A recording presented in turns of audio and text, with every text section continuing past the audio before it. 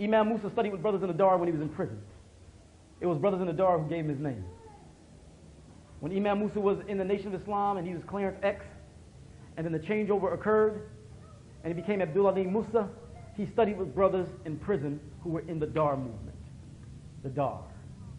Imam Musa comes from that tradition of Muslims who've taken Islam and use it as a weapon for our liberation. That's why he's under surveillance. That's why. That's why he's one of the only ones still taking the positions that need to be taken and not afraid of what might happen to him.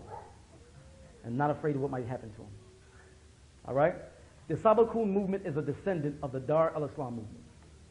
Some of the brothers we're in touch with, on the East Coast particularly, some of the brothers we're in touch with, specifically Imam Musa, are in touch with some of the brothers in the Dar and the Islamic Party.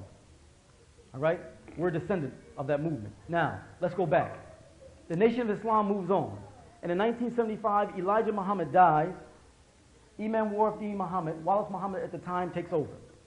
And no matter what type of disagreements we have with Imam Warafuddin Muhammad, we cannot discount the fact that when he brought his followers to the true Islam, that was a major chapter in Islamic history in this country.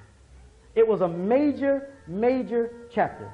We may have disagreements on the siyasa, may have disagreements on the politics, but the fact that he brought all those followers from the Nation of Islam, from shirk, from the worship of false gods, to the worship of the one God, that is extremely significant. And that's got to go down in history as a major chapter in our Islamic history. Major chapter. Major chapter. But now, brothers and sisters, inshallah, in closing, and I'm sorry, I kind of moved on, because I don't want to take to this, there's a lot of information and so on and so forth, but it's important that we know our history and our legacy. All throughout our history, brothers and sisters, African Muslims in America, that legacy has always been throughout. Islamic identity and black consciousness and our African identity, a history, a tradition of rebellion and resistance, building communities, having a certain disposition. We don't want to assimilate.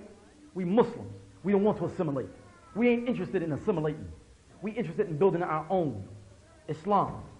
That same legacy has got to continue. Because now here we are in the so-called 20th century, getting ready to enter the so-called 21st century. And this deals with next week, inshallah. So we won't get ahead of ourselves too much. Incidentally, Imam Musa, inshallah, will give that talk next week, inshallah. The role of African American Muslims in the new millennium. What is our role today now? Based on the legacy that we've been discussing for the past 3 weeks of African Muslims in America, what is the role of African American Muslims today in the so-called new millennium? It's a major role. It's a major role that we have to deal with. I want to end, inshallah,